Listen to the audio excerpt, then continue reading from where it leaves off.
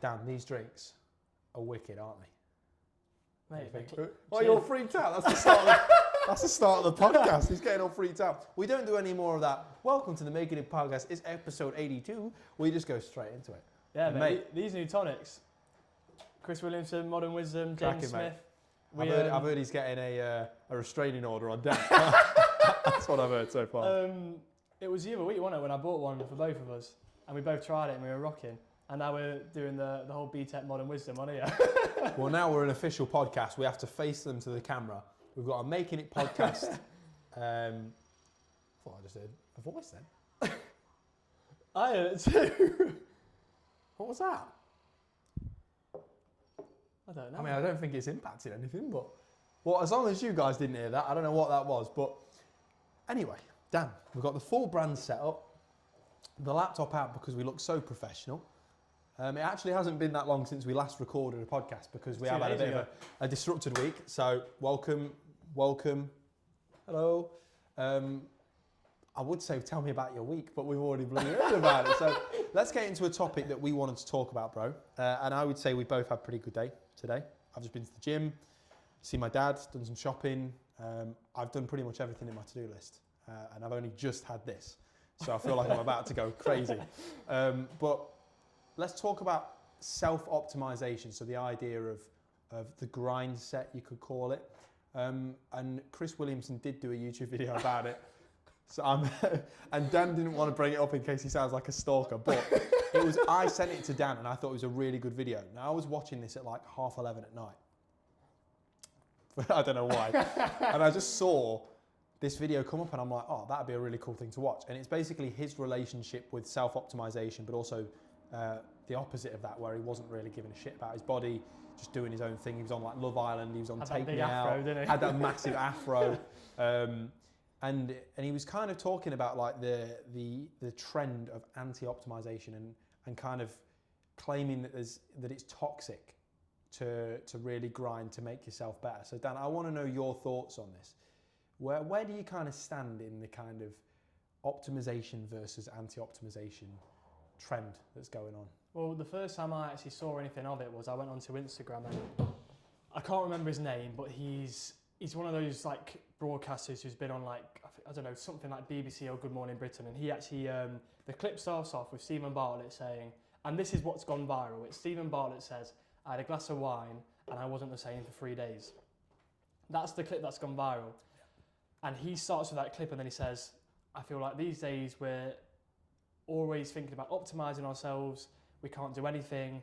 I'm saying to you guys, have that drink if you want it, eat that chocolate if you want it. And he's literally wrote a book on it. And I think that was one of the things I first saw about it. And then recently, obviously it was that video you just mentioned, Chris Williamson, and he did a big thing on it. And it's you know, him, Stephen Bartlett, they talk about these morning routines.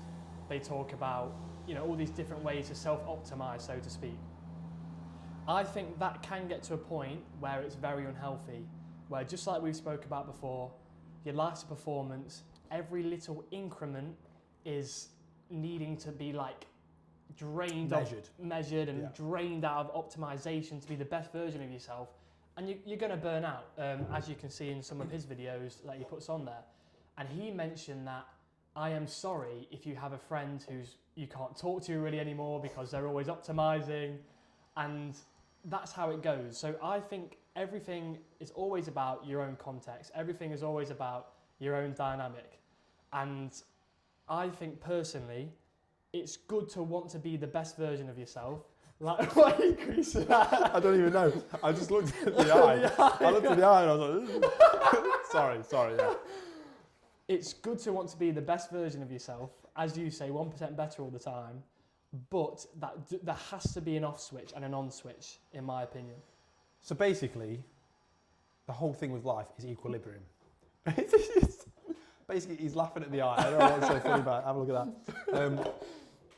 Basically, life is about balance, right? And I think that for some reason, bro, don't laugh.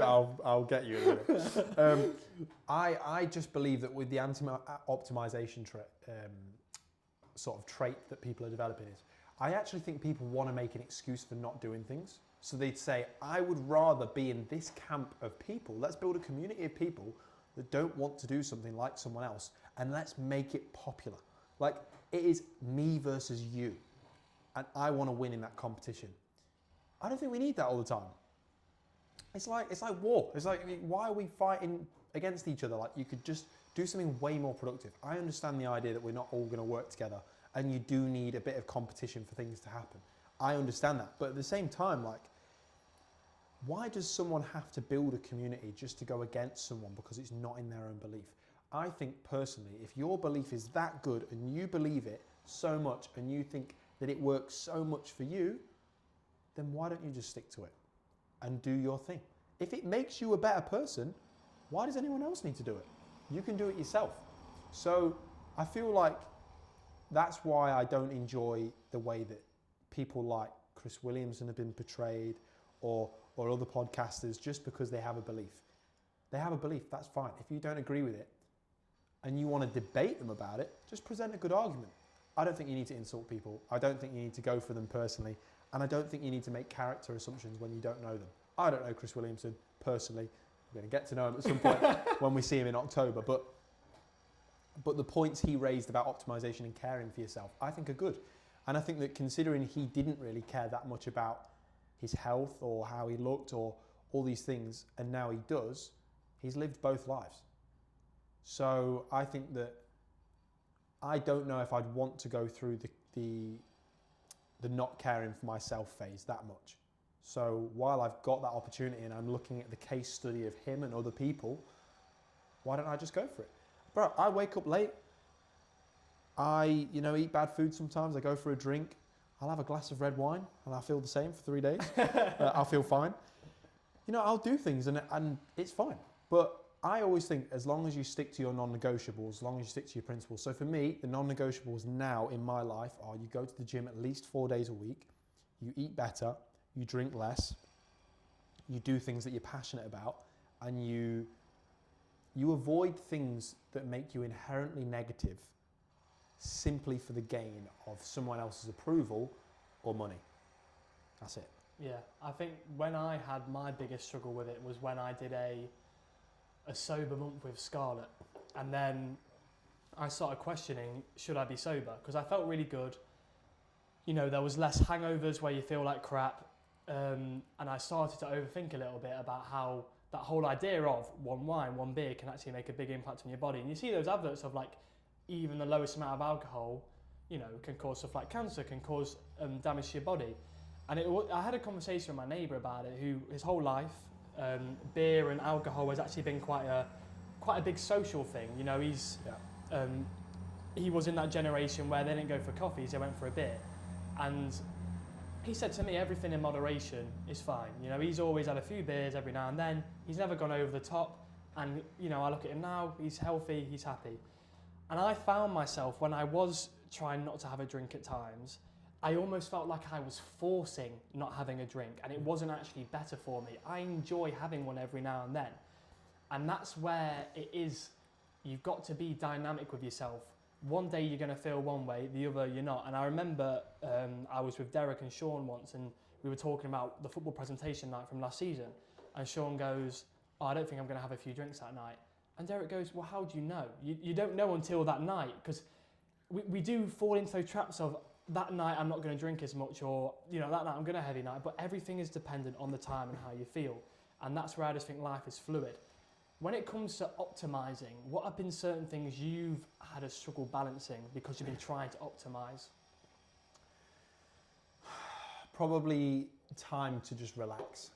Because remember, resting is an optimization task. It is, and we forget it is. So it's like, it's not just going to the gym, it's not just building up your energy, it's not just eating well, it's not just like doing all these things, it is also resting. So I feel like I've had an unhealthy balance of optimization at times, but also just little things like not making enough time for personal things, even sometimes the podcast. Like I've just dipped in and out of doing stuff I need to do because, oh my God, you have to go to the gym today. So it's like, I'm willing to feel shit tomorrow just to go to the gym that night. Or could I just go, I'm not gonna go to the gym tonight, it's too late, I've got to go to work tomorrow. Let's get an early night and then tomorrow we can hit the gym. Or just have an extra day off, hit the gym the next day. If you're going 4 days a week, it doesn't matter that you're not going 4 days in a row, but in my mind, it's like I need to. So you're always fighting your own thoughts in that respect. But I just think when it comes to optimization, bro, like, you've just got to be consistent. I've always worried about my consistency with certain things, but I think that in the last month, 2 months, I've been genuinely more consistent with my life than mostly since probably I was like 16, 17, doing things in COVID. So let's talk about what you just mentioned about, you just briefly mentioned about how with certain things you can fluctuate. And we spoke about this a little bit just before recording here. And in your blog this week, you mentioned how there was quite a fairly large piece on procrastination. Yeah. This is something we've spoke about a lot throughout, the over a year and a half of doing the podcast. Where do you think that fluctuation of energy comes from? Do you know why that is? Because I wanted to do everything. If I have a set of passions, right? I love football, so I want to analyze it. I want to coach it. I want to play it. I want to do it all. But the problem is I want to do it all at once. Yeah. So, and it's not good enough if I'm not level in all of them. I want to be great at football. I want to be a great coach, and I want to be a great scout now. But I also do like the process. So it's like I have to knock myself down and go, it's fine. This will happen in a few months' time. You will be better next week and the next week and the next week. So it's about living for that moment and being like, yeah, I'm getting the opportunity to develop. That's what you've got to enjoy, the opportunity to progress, the opportunity to develop. And I feel like even with the gym, bro, I noticed that I look better now. I looked at myself in the mirror yesterday, I'm like, oh, okay, this is good.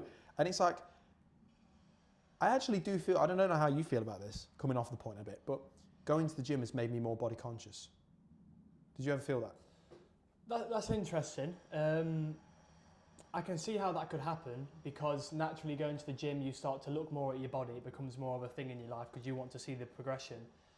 I've not found that with the gym. I found that with running because naturally when I was running more, I started to feel skinny because I wasn't lifting as much weights and I was running a lot of distance. More cardio and so stuff. yeah, naturally you're going to be a bit skinnier because you're running more. I think that voice is your watch. It's the bloody watch, isn't it? I knew it was. I don't know what's going on with it. All right, fair enough. Yeah, sorry about that. So, wants to get involved with the podcast. Yeah. But running is when I felt body conscious because I started to feel like I was skinny. I started to feel like I was damaging my knees from running all the time. And it, honestly, since not doing that, since I've not been as into doing the marathons and stuff, I felt more of a balance. But that is interesting how once you start going to the gym, you become more body conscious. And, even that linking to optimization, I think we all have a different relationship with our bodies, with health.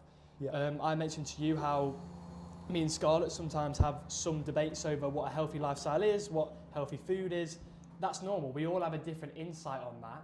And I think it just relates exactly to your own journey. And I think that was something that Chris mentioned, which was you can't judge someone for having a good morning routine or trying to optimize because you don't know the trench they're trying to get themselves out of. Yeah, true. And bro, that is true. And do you know what? Everyone has their own routine for things. And do you know when I actually think it's cool to look into it. If someone tells you, in the morning I like to eat like frozen sweet corn and That's a random one. And wasabi and like apple. There's a tuna dish that Matthew McConaughey did. That's what I'm relating it to. But if someone tells you they're doing something a weird way, I think that you should just go, all right, fair enough. But I kind of take interest in it. The other day, like I think I've mentioned it before on this, but I saw some dude in the gym doing the weirdest exercise with like a bicep curl but with the triangle. And the way he was doing it was just strange. And I'm like, that's weird. I'm going to give it a go. And I've felt so good for it. And I'm like, when you step out of that realm of I know what's best, or I've been doing this for 2 months, I know what I'm doing. And you go, ooh, what's the next level of development and who has it? Who has the key to that? That's when you get better. And I've started sharing all my coaching on Twitter now, on a separate account. So it's called Jamie Martin Football, spelled FTBL. And I basically post my full drill. I post my honest reflections, obviously minusing the players' names and stuff because I don't want to include that. I post my honest thoughts on it, my intentions with it. And the aim with it is to potentially inspire the person that's looking to just see how you make a session, but for me to get feedback from the person who specialises in that. So you're attacking both angles there. And I think that it's important to recognise that your situation is one that someone else is dreaming of being in, but you yourself are also looking to progress. So it's important to look both ways at that and have kind of almost a trained perspective of life, in terms of there's a carriage behind you and there's someone trying to move between them. So how can you help them, but also help yourself to get to that next stage? Yeah, and we spoke about this on Monday on our call. You know, you forget when you started, and I would advise anyone right now, once you come off this episode, go all the way back to our first episode, Introduction to Making It. It's a whole lot different to now. Yeah. I just remember the first moment you said like something like "Welcome, Dan," and I kind of just went there and I was like, it was like the most almost quite robotic the way I was speaking, and now I'm so much more fluid with it. And we do forget where we started from, because we get so wrapped in when we make that progression, and we're always trying to level up. And I think it's good to have that hindsight of where you started and how this all looks now compared to the first episode. You've got to be proud of that. And I think we do forget where we started, and we get so immersed into that new environment. And that's a big thing. When I went away, you know, coming back into the pub, even though it's like, I don't want to label it as a simple environment, there's so much dynamics going on in the pub, but just coming back into a workplace, you kind of, that refreshed look, refreshed perspective on it makes a difference, because you come away from it, you come back. And I think sometimes we need to try to do that in our own lives, like not forcefully, but kind of sit there and can you just think about where you once were, now where you are. I noticed when I was on holiday, you know, I got this new camera, really involved in like wanting to make better videos. I noticed, Jay, I started to look at the views a lot more since I got this new camera, because I think part of my body subconsciously, not my body, but my mind subconsciously was thinking, new camera, I'm going to post a video, all of a sudden it's going to get more views than the others. Not the case at all.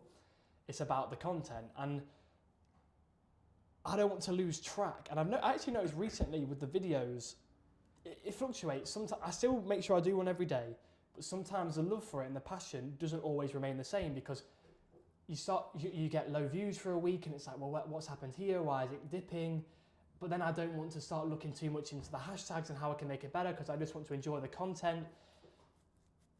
As a friend, hearing that, what would you say to me when I've been thinking too much about the numbers and rather than the actual love of doing it? I'd say don't place expectation on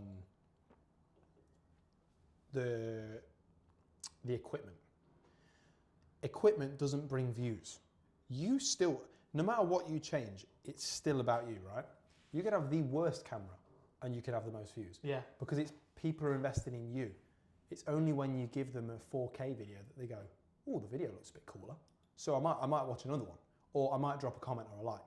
So there's a guy called something River Survival School or something.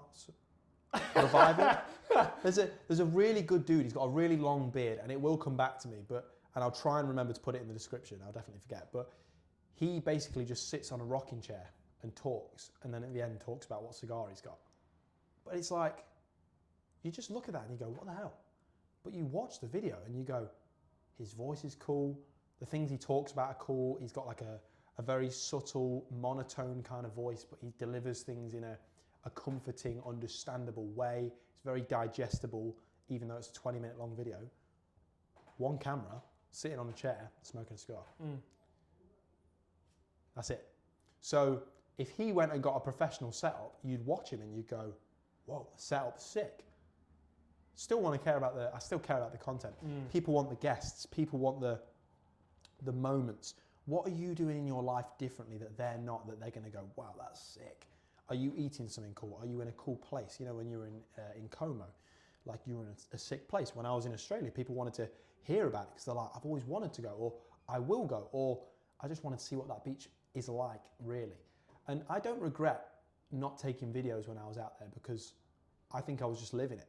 And half the shit that I was going through, I didn't want someone else to see, because it's like I'm dealing with that myself. So I would just say that it's about not placing expectation on the equipment or on yourself.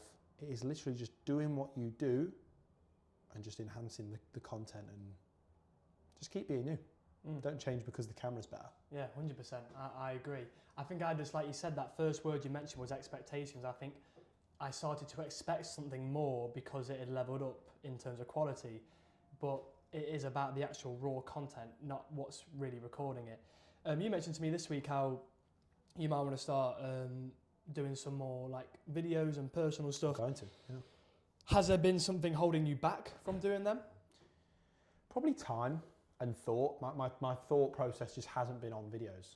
So I would say that seeing you do them, I'm like, yeah, I want to do it. And I saw you got the new camera. I'm like, oh my God, the camera thing, I want to do it. But it's like, I said to you earlier, I said I wouldn't buy something now unless I know I'm doing the thing that it's used for. So I was like, oh, you got a nice pair of new Hockers, running trainers. I'm like, when was the last time I went for a fucking run? Like, bro, the last time I went for a run was from George's house to the Opera House.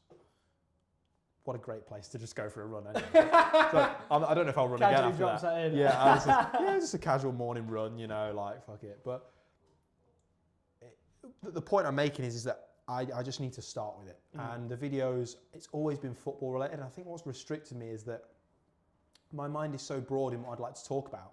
When I restrict myself to just football, I either make one really good football video because I'm just like obsessed with it, or I'm just like, I've run out of ideas because I want to think. I'm thinking about something else right now. So I'm going to keep my YouTube with all the videos on it because I want to see my progression. But in the new YouTube channel, I'm just going to talk about life. I think my first video, like I said to you, I'm not too fussed with where it goes. It's just hey, this is what I'm doing now. And to be honest, I'm actually going to record it right here. I think this is a great spot to do it. So yeah, why not? Let's fucking do it. I got literally nothing else to worry about. You know, my face is already out there now. We're just doing stuff on the podcast, so why not do my own YouTube video as well? I've got a few followers and subscribers, so fucking let's get on with it. But I just think it feels good to be able to have a creative mind and to act on it. And I would like to do that. I think we've done it with the podcast. I do it with my writing every single week. Well, now I want to improve that. So I've got nothing to lose. Mate, all the best with it, bro. And I think when you mentioned you wanted to start doing that, it excited me. Yeah. Because I would love to see that, bro. And, you know, I'm rooting for you to do that sort of stuff. I'm rooting for any journey you want to do. And I think what you just mentioned there is a big thing I've really been on recently is when I've got an idea, I'm doing it. Because for me, I don't want to look back and think, though I think there's so much, I think it's tragic if all these ideas you had don't happen because they just were ideas. Yeah. I love having an idea and really giving it a go and seeing it in like the flesh of when it's happened. I think that process is beautiful, and I think make that process happen as much as possible. But you know what else I love? I love when we don't have an idea, we see something we're inspired by, we don't copy it, but we give our own take on it. I think people fear the idea of what plagiarism is, like, you know, like the stealing of someone else's work. And it's like, you know, there is plagiarism, obviously that's a real thing, but there is also just being inspired by someone, taking that idea and doing it in your own way. I don't think we should fear that. I feel like everyone's trying to be authentic in terms of everything has to be their own idea. Nothing can be apart from that. But in reality, bro, I think we just need to just do stuff. Exactly. And if you can do what someone else does, make it your own thing and make it good and add a different way of doing it, what's wrong with that? I think that's good. I think we should celebrate that, and I think we shouldn't fear it. Yeah. It's a little thing I thought about. Yeah, brother. I remember saying to someone, it's called Tom Seabury.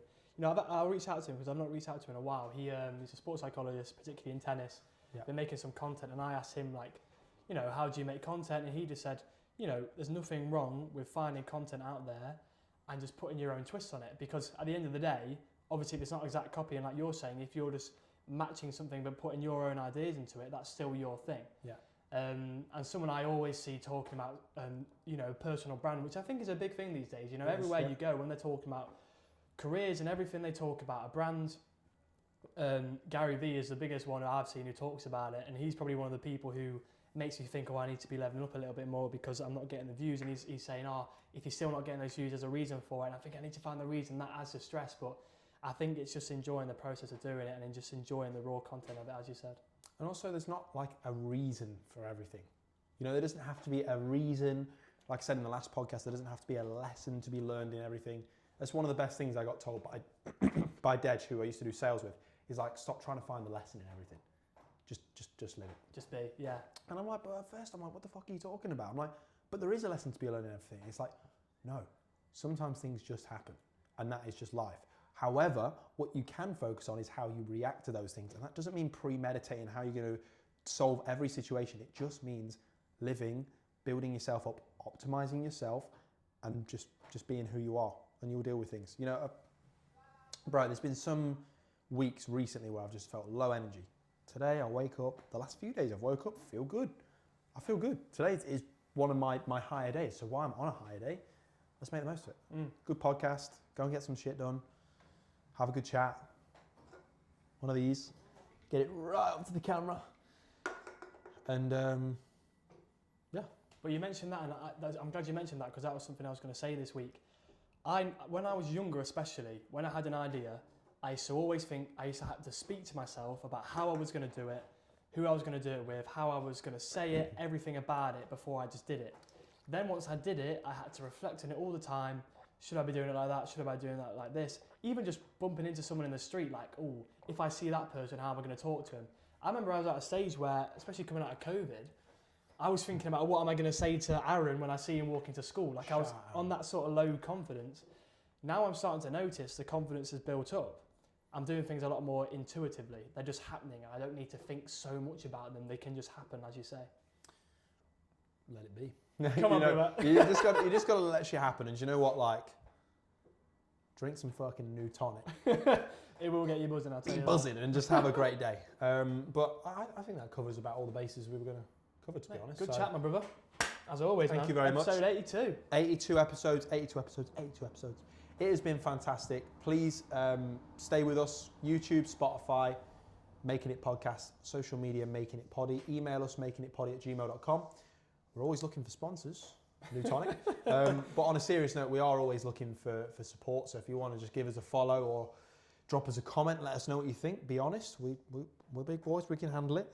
Let us know what you think. It's been another great podcast, episode 82. Dan, thank you very much, brother. See you next week. Every Tuesday, 10 in the morning. See you later. Thanks for listening.